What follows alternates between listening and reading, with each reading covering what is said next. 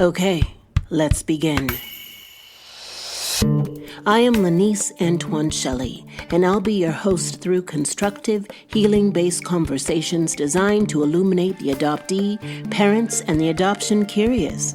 We center the topics around community, mentorship, leadership, and healing, so you get a multi-dimensional view that is ultimately empowering. These are the voices who could not speak when they were young.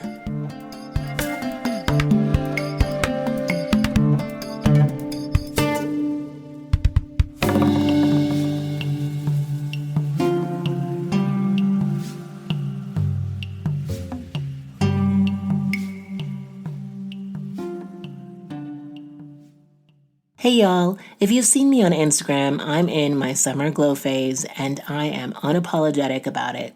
My hair is luscious. Fun fact, I didn't start properly treating and doing my own hair until I was a grown adult because like many Black adoptees, no one showed me how to do my own hair. And because I love you all so much, I'm going to share with you my hair secret.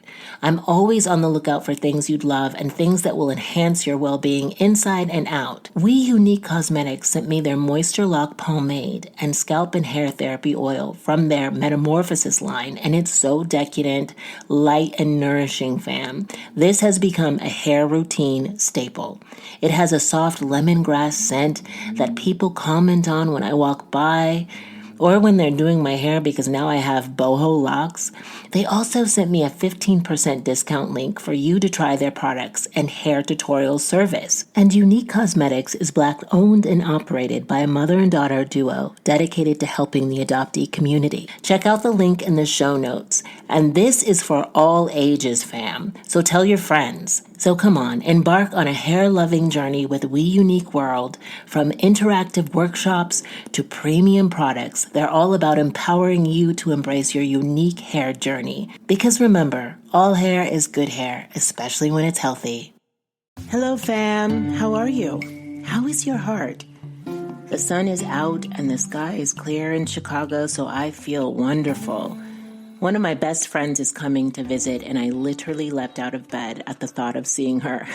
I need to be around the unadulterated love right now as I navigate this career transition, let alone this pandemic. It is imperative to identify those immortal beloveds, I call them, well, thanks, Van Gogh. They are people who are guardians of your heart and companions in life. I cannot wait to share this day with her.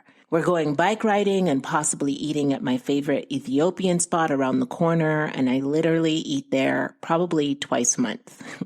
I actually blocked off the whole day. I'm so excited. Okay, I usually send questions to guests beforehand so that they feel as safe and taken care of as possible. But being my own tech team and secretary, I did not press send on Kevin's email. I am going to give you a rare view of behind the scenes of this podcast. A year ago, the perfectionist in me would have bristled at the thought of revealing outtakes. I would have edited it all out and pretended that it never happened. But now, I want you to know me better. I want you to see all the brilliant, sticky, imperfect human dimensions of me, because it is the courageous thing to do. And I want to model all the ways we can be brave. So here goes.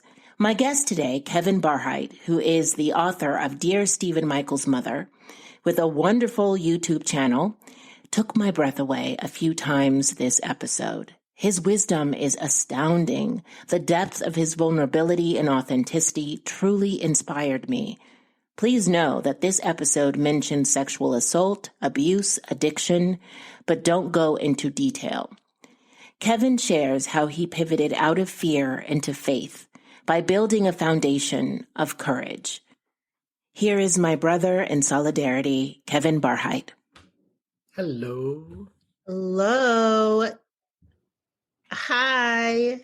Good afternoon. I am so sorry. Usually No. I had drafted this email and I had never sent it. So I usually send the questions the day before and I drafted it and I never sent it. So I apologize. So you've got to start. You've already started recording. So this is what the audience is going to hear, right? You're going. I'm going to edit this part out. No. This is the good stuff. I promise.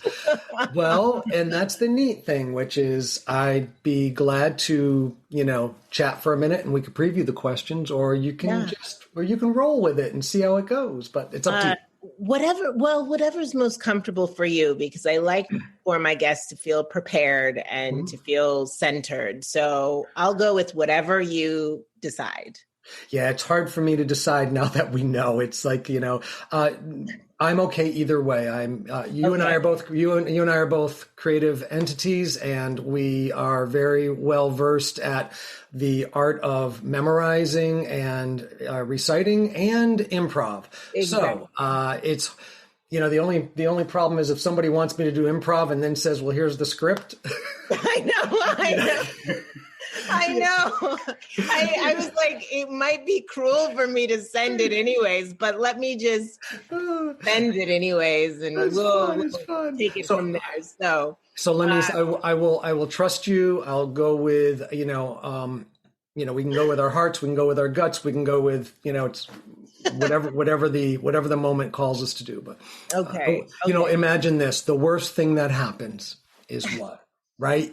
The worst thing that happened. So I'll let you decide.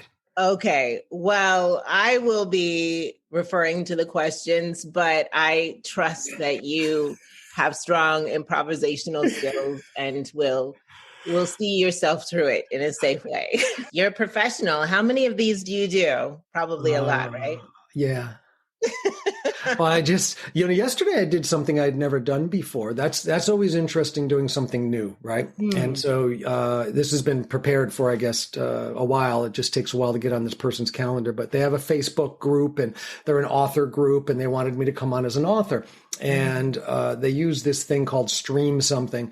But it's literally an hour where I'm being interviewed, and it's live, and then it gets put up as part of Facebook, and it's part of YouTube, and it's all over the place. So, doing different things is always, kind of more of a challenge. But you're right. The kind of podcasts that we're doing, I guess since November, I've lost track. October was when I really was started. I'm trying to remember when.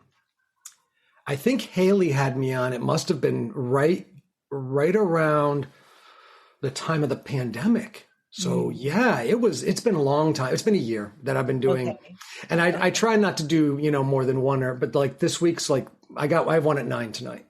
Oh, wow. Okay. Yeah. Yes. So, I had one yesterday, but that was a different one. Then this is what we're doing. And then I have one tonight that's more of an addiction related one. So it just depends. Well, this year has been my first kind of exploration in the other side of podcasting, because I listen to copious amounts of podcasts. Right. And I had never imagined that I would be a podcaster and on this side of the mic. And also being interviewed as well, because I've started to be interviewed as I go deeper into the adoption community and making relationships in that realm. It's just really interesting, all the different ways we can engage in this conversation. Yep. And honestly, I never imagined that I would be engaging in the conversation the way that I have been, but I'm so glad that I have, giving people such as yourself and other adoptees a platform to share their work, because I do think it's important to illuminate that there are other aspects of ourselves beside adoption.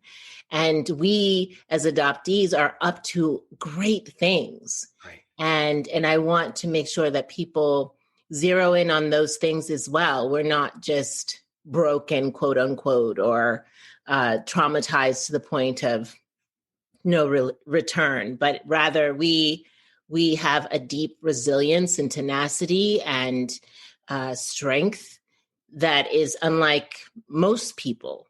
Because there's this one book that I read that said that orphans, and I don't like that word, by the way, but like orphans learn early on that the world is not safe. Right. And so we adapt. At the age of 4, for me, I learned how to adapt, and I learned how to create safety for myself. but I'm so interested to hear more about your work. Can we talk about your book and all of it? Because you're up to a lot. So I would like to start there. We can. And I hope that since you're open to the idea of sharing your own story, not just here, but in other formats, that you realize I have my YouTube channel. And the YouTube channel was a part of a suggestion that was given to me by my writing coach. She said, Kevin, you've written this wonderful book about searching for your biological family. And then you've also delved into other issues such as the adoption, but also child sexual abuse. I was abused as a child, and also addiction and recovery. She said, that's a lot, and you can put it up on YouTube if you're ready. And I said, what? You want me to do what? You want me to put this out there verbally? And it was really a challenge, but there's a whole part of the YouTube channel now that's called In Conversation With. And I've been bringing new guests on, and I think the pandemic really slowed that down because I loved having people in person. But now it's really opened up all these avenues where it doesn't matter where we live. It doesn't matter how close we are. And people are really becoming more accustomed to the quality of the audio and the video that we get from these recordings. So they expect it now, where I was always, I'd set up a nice camera and I would do all those things and get it all perfectly and edit it for days and days and days. But nobody cares anymore. So if you don't have to answer now, but if you're open sometime in the future, I would love to have you on the YouTube, on the channel itself. That would be awesome. I can tell you right now. Yes. Oh yeah. Yes, because I've been already looking you up. so I know already whether it's something that I would want to do or not. So right. So good. That was a really good kind of intro for me to say, sure, there's a lot of things I'm up to. And the book is called Dear Stephen Michael's Mother. And that is really a story of a young boy. You would think a young boy missing his mother, but no, it's about a young boy who was abandoned, was adopted, and later on was abused and became addicted. And it's that whole travel of that story. And there's the other story is of a man. It's an older man, just happens to be me, looking for his mother. So it's a parallel journey. And you start by seeing this 40 some odd year old man start to think about, gee, can I even do this? Do I have a right to do this? Am I privileged enough that I can actually go out and try to find this person who seemingly wanted nothing to do with me all of my life? Do I have that privilege to do that? Because it feels like a privilege that we have to be given rather than one that we can assume.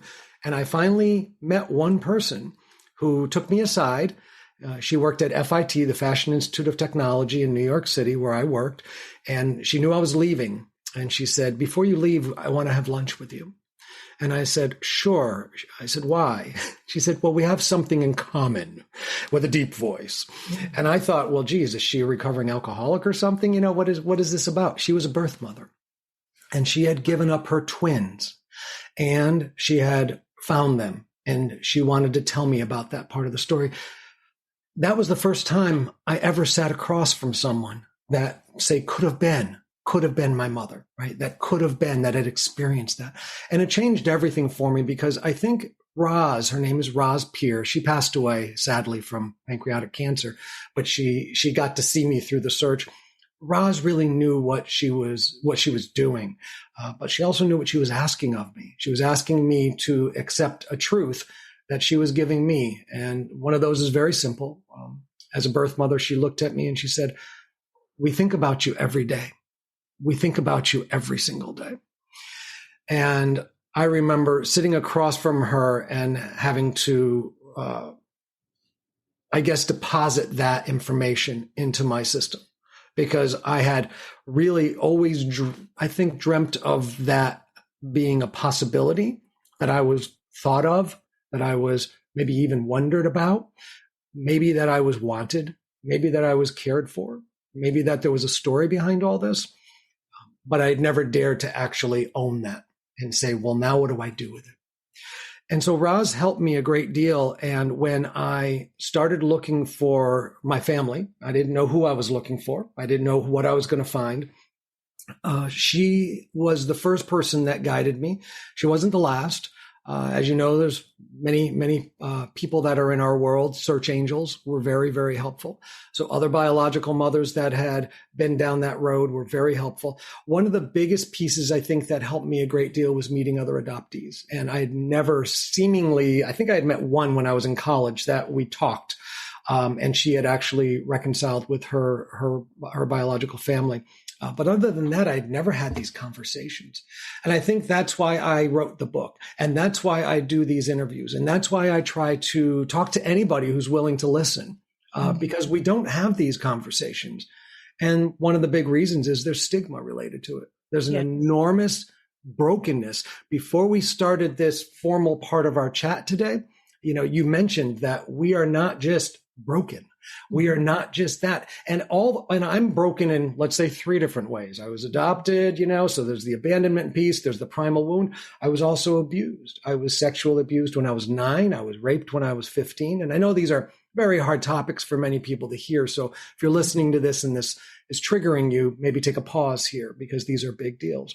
But I have healed from so much of this. And the addiction, alcoholism and drug addiction, that took me down roads that most people don't ever want to think of. They were pretty harsh, and there was jails and there was institutions and there were things like that. But those are 3 different pieces of me that are broken. So I was completely dismantled, and yet I'm not just a sum of that brokenness. I'm also not just a sum of the healing, because I've done an enormous job. And the thing that I really try to focus on now is I heal really well in community. And I think that's where I want to think of myself, as not just a sum of my parts, not just a sum of who I am. You and I, you're now in my community. We may not know each other till our dying days, but you will always be a part of me now. And that's what I'm a sum of. So this evening, I'm going to meet with someone else, and that person will be a sum of my life and who I am. So every experience, we talk about experiences, and every experience shapes us in some ways, but it's these connections that I have now with other people that really I understand to be the cumulative aspect of who I am. I keep growing. And I'll be honest with you, and I'm saying it to you, I know you'll understand, the thing that stopped me from these was a sense of unworthiness. How was I supposed to be a sum of anything when I was of no value, when I was of low worth? So how can I add up? Right? How can I add up? And how can I be deserving of these continually wonderful connections with other human beings when I wasn't even wanted, when I was given away?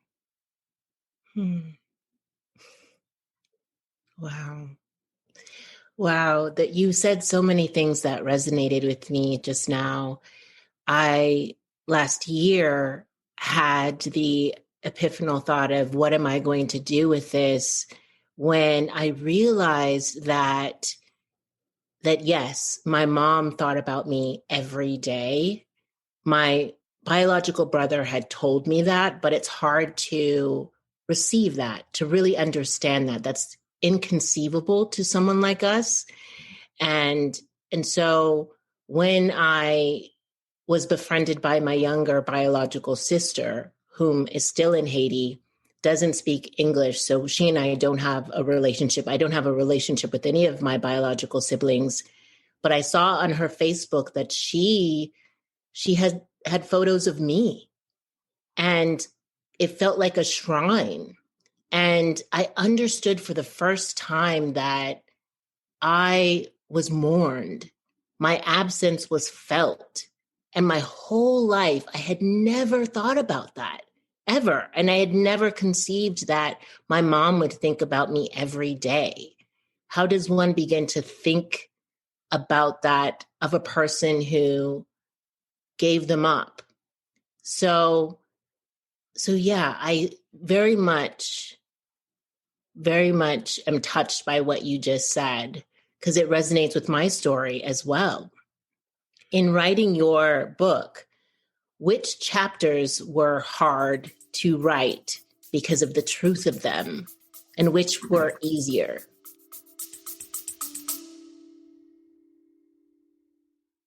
Hey, I want to share with you something that has changed my life. It's more like someone, my therapist.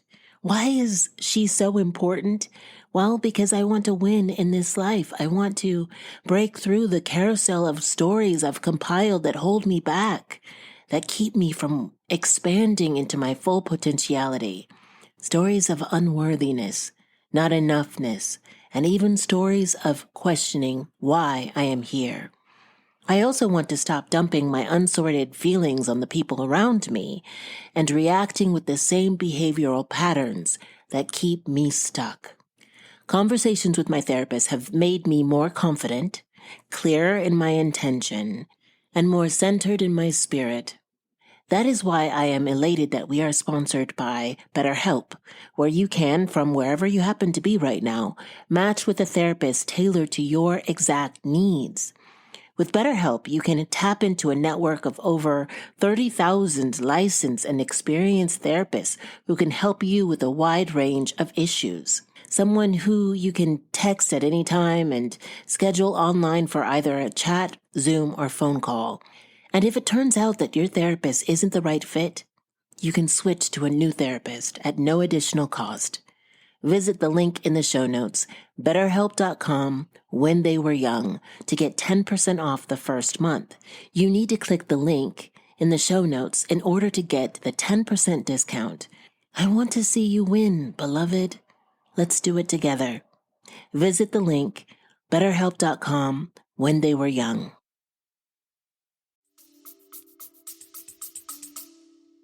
I don't want to do too many spoilers, so there are some parts of the book that will. I'll first of all just say a little joke, which is if the movie Silver Linings Playbook had not been, produced yet, I'd probably write my book and call it Silver Linings Playbook. But it's called Dear Stephen Michael's Mother, and you'll find out in the book why. There's some real joy in the search itself. And I think there's some real common agony. You're talking about something that I really resonate with also, because the idea of someone thinking of me every day, knowing that they may never, ever, and probably will never, ever see me again, is called grief. It's called mourning. It's not thinking of me every day. It's, and I'll never forget what Roz told me. She said, trust me, on your birthday, we fall down. I mean, that day is just, as we know, primal. It's a very huge connection. I think that when it comes to writing a book, someone was asking me about that, I think yesterday in the Facebook chat we had. To be honest with you, the hardest part about writing the book was actually the function of writing. Right? Like writing a book is very difficult. And I am my first time author. So I'd written a lot. I'd been in plays. I'd, written plays. I'd had things produced. I'd done all these wonderful things. But writing a book is a very different monster. So I was very pleased to have someone that helped me with the structure of the writing process, so that within that structure, I could allow myself to be creative. I could allow myself to have that little sandbox to play in. When it comes to the topics, though, the things that were the most surprising, rather than maybe the hardest to write, I think the things that were most surprising to me was that the hardest things that I had gone through in my life, the hardest thing about the search, the thing about abuse or addiction, those things weren't the hardest to write. They weren't the most overpowering to me. The things that really came to me, and still when I read it will make me cry, were the moments that I had never really processed too much. And some of those were nothing to do with the adoption, so to speak. Some of those were just from my childhood and feeling that when I was left by my girlfriend at the time, right? When she left me, we got together, we were very young. We had 2 children, very young, and she left me at a very young age. And when she left me, that was an abandonment I had never grappled with. Because when I think about things like being, and again, it's so complicated for each and every one of us, but people will say, well, you were adopted, but it was a nice family. Aren't you okay? Isn't everything fine? And I get that. Because some people might say, yep, I am. I've been interviewed by someone who surprised me. He said, we have something in common that I'll bet you didn't know. I was adopted and I don't have any issues with it whatsoever. It's a really interesting conversation, but I'm not going to battle that with someone. What I do say to people, I say, you're right. Maybe if I was only adopted, and I know no one's watching us right now, but just imagine the air quotes I have right now. But I wasn't only adopted, right? I went through many abandonments through my life. And I think a lot of that added up over time. And writing about those parts helped me to understand that my worth was, I think, measured in whether or not people kept me or not. My value of my own self, just even the reflection in the mirror in the morning, which I couldn't look at for many years, was going to be measured and was going to be calibrated daily, hourly sometimes, by how people even glanced away at me. So for instance, you and I are looking at each other on Zoom right now. And maybe that means, oh, that's fine. Maybe you'll look at, your cat, right? I keep watching your cat right behind you. Yeah, your beautiful little kitty right behind you. Sorry, you all can't see that. It's really cute. But you may just glance away and I will recalibrate. Oh, she doesn't care. She doesn't, is it me? What's wrong with me? I was on a beautiful call today, a wonderful 6-week program I'm doing on mindfulness, self-compassion. That's what I'm working. It's beautiful. And in the middle of this wonderful process, I'm touching base with all these feelings. Someone else was in the chat and they weren't paying attention. And I started to feel like they weren't paying attention to me. I feel that separation from people acutely is the best word that I could use. And I think writing about that felt the most, I felt like I was sharing something really sacred with people. And that was scary because I wasn't just saying, hey, I was adopted and it affected me. I was saying, you affect me. Whoever's reading this, you affect me. If I meet you on the street in an elevator, I'm affected by that. And it's a sensitivity. It's a vulnerability, I guess people would say. But you and I were talking at the beginning of this. We also have some amazing superpowers. Mm-hmm. And so I understand as I was writing this, that this was an incredible gift I was giving to the reader. So as I was sharing, like I am right now, about these vulnerabilities, I was also sharing this superpower that we all have as adoptees, the resiliency, the ability to say, I'm still here right now. So that I think was really the most surprising. But the hardest part about the book itself was actually the structure, writing. Most of your listeners may not know, but I was adopted, but then I was abused and then I became addicted and a lot of things went wrong in my life, but I was a high school dropout. By the time I got sober when I was 23, I was a high school dropout who couldn't spell my last name. I was very sick, but that also means that I lost a lot of time there in the ability to really even explore my own creative side, but I had such a creative element to me. And then I had no tool sets to put it together. I stopped learning probably about 7th or 8th grade. After that, everything went really downhill. So I didn't even have the nouns and the pronouns and the adverbs and the adjectives. And to this day, I will humbly say, I do not understand all the mechanics of language, of my language that I speak and the language that I wrote in. I don't understand them all. But I also think that gives me a little bit of a freedom because I'm not constrained by those rules. Now, I dare myself sometimes that maybe I should learn them a little more. On your website, you talk about the line of regret. What is that, and how do you know you've crossed it? Every instance in my life is different. Now, I will say that I have a sponsor in the 12 steps. I work the 12 steps, and my 12-step sponsor has been very helpful to me over the years about responding to the world around me. So when I put a demand on myself, or when I become a part of a group or a part of an organization, like I serve on the board of the Rainbow Access Initiative, which is LGBT+. And when I'm having those responsibilities and those commitments, there's many times when I have to say, well, what is expected of me? And I have to ask myself when I'm writing a book, what is expected of me?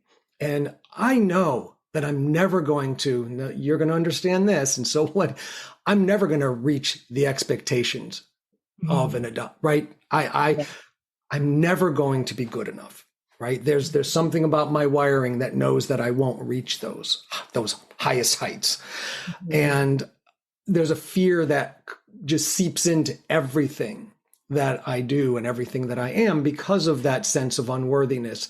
So I'm always trying to be a perfectionist. I'm always trying to do more.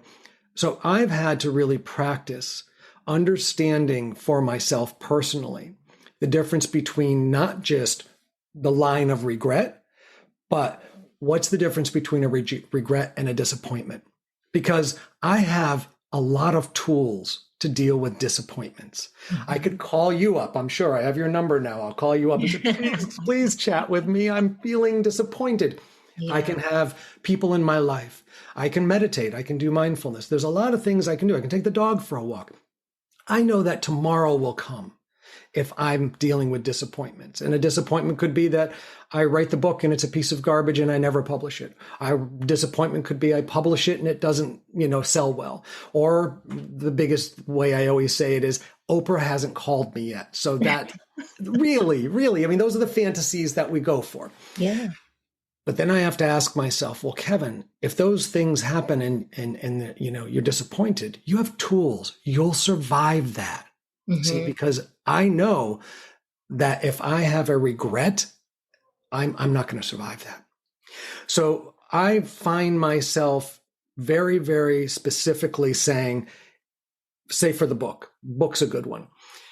If I get to the point that I have written the first draft and I realize I'm a terrible writer and I stop and I say, I'm not doing this, I'll be disappointed, but I won't regret it. If I get to the point where I try to publish it and can't find a publisher, and I will be disappointed, right? But I won't regret that. So then each one of those, I had to ask myself, well, how far before you find that line of regret? And their answer was quite simple, but profound for me. I will regret if I don't try. That was it. And it didn't mean that I don't try to do what? Well, then it had to be until I get to those places where I say, I'm disappointed and I'm done with my disappointments. I can't go any further. If I push myself past a certain line, I know that I will head into that world of regrets because I'll be trying to do something I wasn't meant to do, try to be something I wasn't meant to be. That line is so important, that line of distinction for a perfectionist like myself, because I know growing up, I did plummet into regrets when it was just simply I was disappointed. And it's so easy for that to get muddied in the effort of doing something. And I also loved what you said about just how hard we strive for something, and it's insatiable. The striving, the aspiration that resides in me, I know is insatiable, and that's frightening. It's just, how do we, as perfectionists, as people who battle an unworthiness that is an ever-present, just looming monster stalking us in everything that we do, how do we overcome that? I don't know. Do you know the answer to that? I do know that I don't know, but I also do know, and it's really timing is everything. It's really become self-evident to me that I have a very limited capacity for self-compassion. And it's funny. The funniest thing in the world is years ago, I took a mindfulness class and I practice mindfulness and meditation every day. And I've been doing that for years. But during the pandemic, I said, it might be a good time for a refresher. It's been a rough year. So I signed up for this class and it was a mindfulness class. That's all. I didn't even read the whole thing. I said, mindful, good, I'll sign up. Yeah. And I did it. And I didn't even realize it was a mindfulness self-compassion class. I am being challenged in ways that I don't even want to go down this road, because I think for me, there's no answer that I'm finding today in this. But what I am finding is that there are options to me being afraid of that insatiable desire, need, perfectionist, creative sense of who we are. Because I am a very creative person. And sometimes, to be honest with you, and I hate to say it this way, I just want it to be over. And I don't mean life be over, but I'm older than you. No one can see us, so they might think we're both just, young and beautiful. But you're young and beautiful, I'm older. But the idea is, sometimes I just think, well, can't I just retire now? Really? Can't my objective for the day be my second cup of decaf coffee?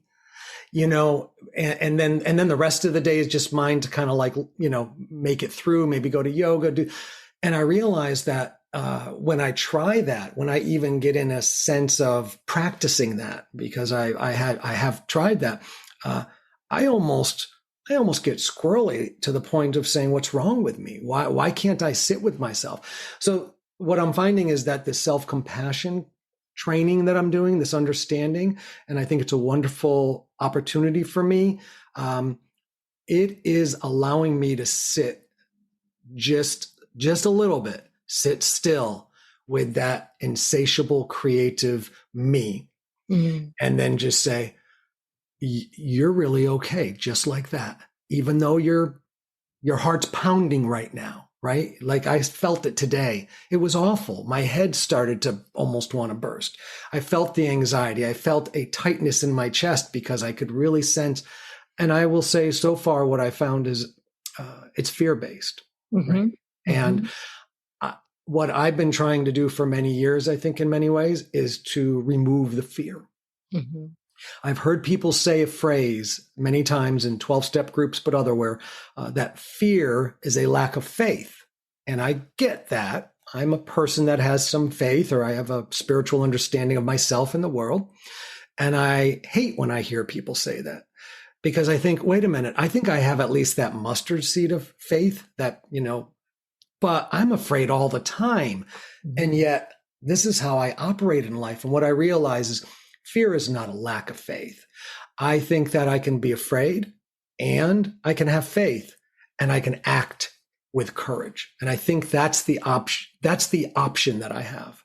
I can live in the fear, or I can try to live in this faith right? Because if fear is a lack of faith, then all I need is all this faith, and all this faith will make things better. It never has for me. But having them both and holding them at the same time, like I did today when I was practicing this and realizing, Kevin, what you need to have is courage, and you take the next step. Kevin, what you need to have is another piece of courage, and you take the next step. So that's not an answer, but that's my current, I will use not process, but trajectory. That's the current direction I've been going.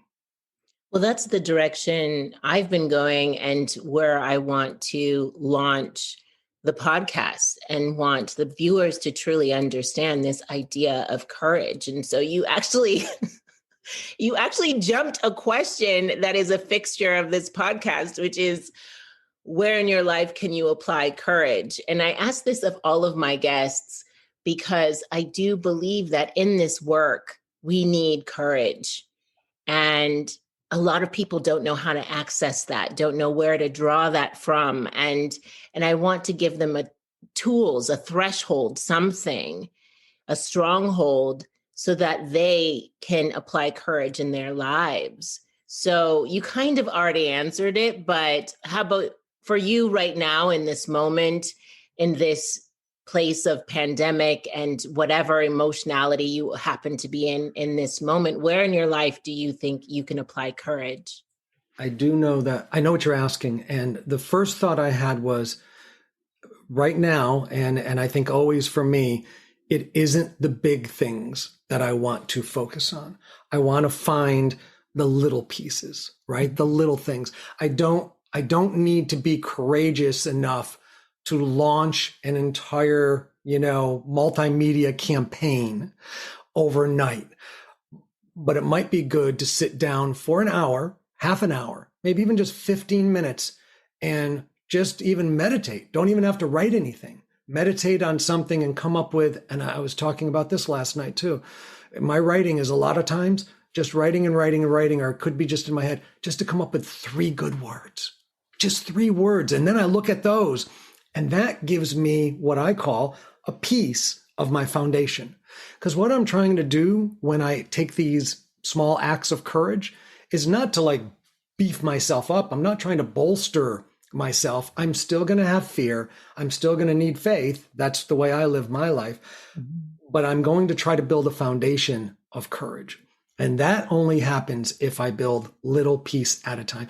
There's no one that I know that came out of the womb or even came out of college or came out of a job or whatever, wherever you are, and says, I got it now. I'm fully courageous. Look at my wonderful platform. And I think that the neat thing is too, that some people might be listening to this and say, well, I've been courageous all my life in this area, this area, this area.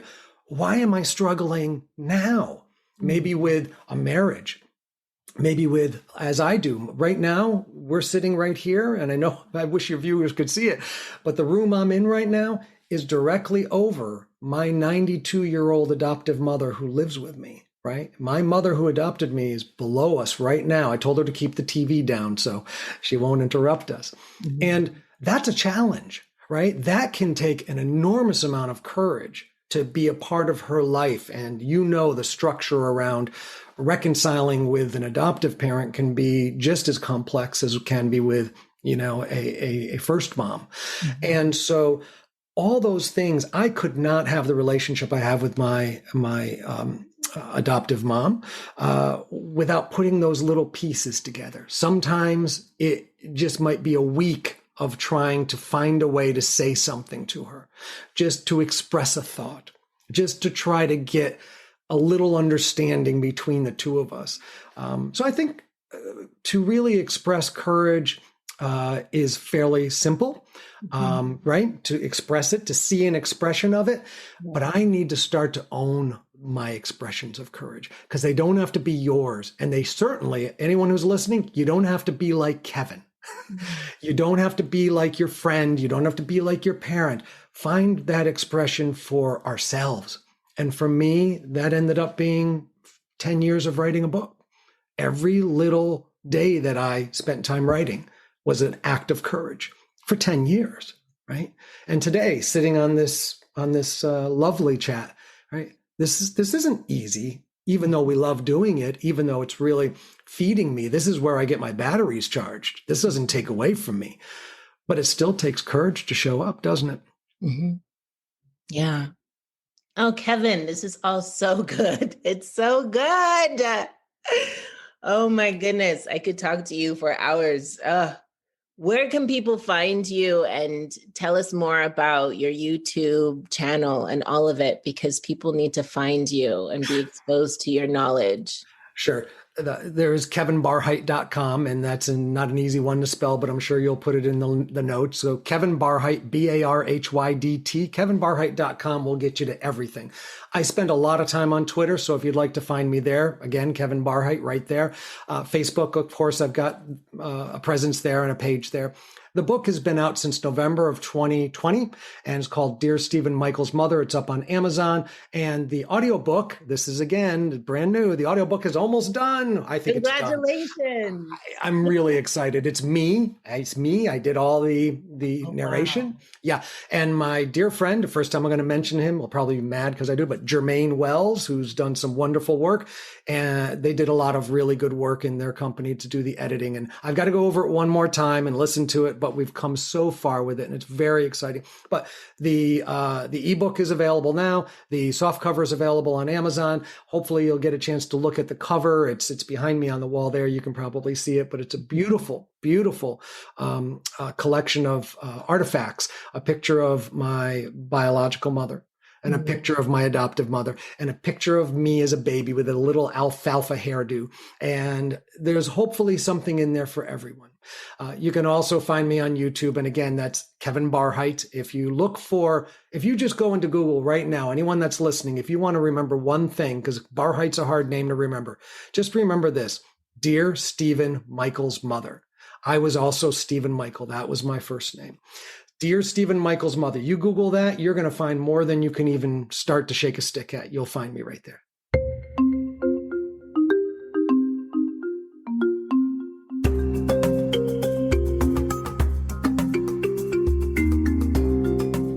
Here are my reflections. 1. No matter your age, You have the right to investigate who you are. Never stop asking the questions that lead you to honoring yourself. People begin the investigative journey at all stages of their lives, and the one thing they have in common is that they waited for their divine timing. Be patient with yourself. Your divine timing will come right when it is meant to. 2. Look for your search angels. People who will support your search for your family and identity. You will identify those people by how they show equal parts grace, curiosity, and patience for the work that you are doing for the expansion of your life. 3. How was I supposed to be the sum of anything or worthy when I wasn't even wanted? We each have to answer this for ourselves. The trick is that no one can give us our worthiness. It is not an external gift. It is an inner knowing that you have to build in yourself, brick by brick. It's tough. It's so challenging, I know. But start simply with the mantra, my life has value. 4.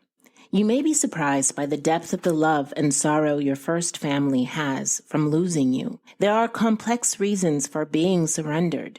You may never understand them, but everyone in the adoption constellation has a complex history.